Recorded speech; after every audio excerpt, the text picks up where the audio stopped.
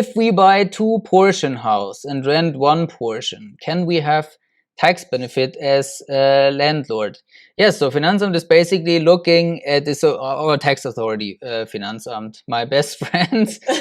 If you're watching, I'm getting like you right now. yeah, Like with if you're watching Finanzamt, I love you very dearly. I will dream about you tonight. Finanzamt is always looking at this individually, right? It's kind of the same way if you have a two-party house, or if you, for example, what you mentioned earlier, the WG concept. Yeah. If you take 2 rooms for you and 2 rooms you rent it out with Airbnb or something, we had this earlier, so let's try to combine everything here. Then Finanzamt looks always at how much is rented out.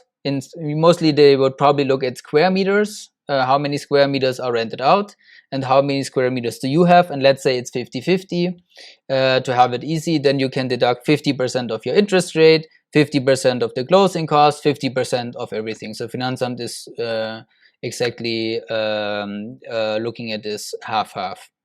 The pro tip on this side, Misam, if you want to buy a house for yourself and you know someone else who wants to buy a house for themselves, they're kind of in the same situation, kind of want to buy the same stuff, then overcross, like we do this also in the term life insurance.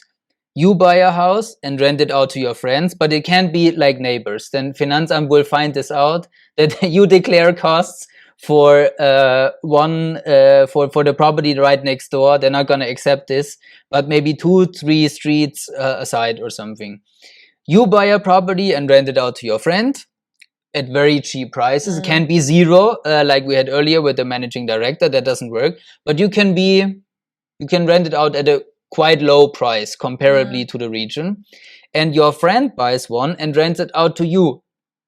Because then you both have investments, you can deduct all of this from the cost. It's much better if both of you buy individually a home for themselves. Yeah, that's for sure. Because this strategy, or I mean, not strategy, if you find really a house where you live in one, you rent the other one, yes, as you mentioned, it's costs are tax deductible, but it's super hard to find, to be honest.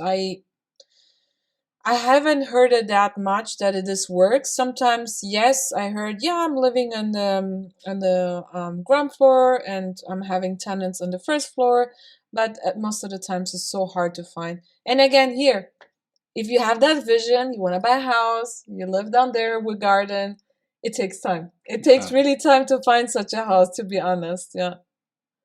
And not sure about you, but I'm a fan of separating it. I have investments like the one in Düsseldorf. Yeah. I live here in Munich, totally attached from each other. I'm not gonna move to Düsseldorf and say, well, but do I like it? No, because eventually I will move in this myself. No, it's completely attached. And you know what? The other thing, what I'm thinking right now, you're having a house, you're having, down there, big apartment, and up there is your tenant.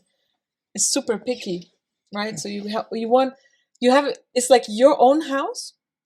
Everything has to be beautiful and perfect. And if anything happens, you're going to blame the ones above you, right? So it's kind of an emotional thing too. So as you're saying, 2 pair of shoes, better separate. But yeah, for some people works out, right? So.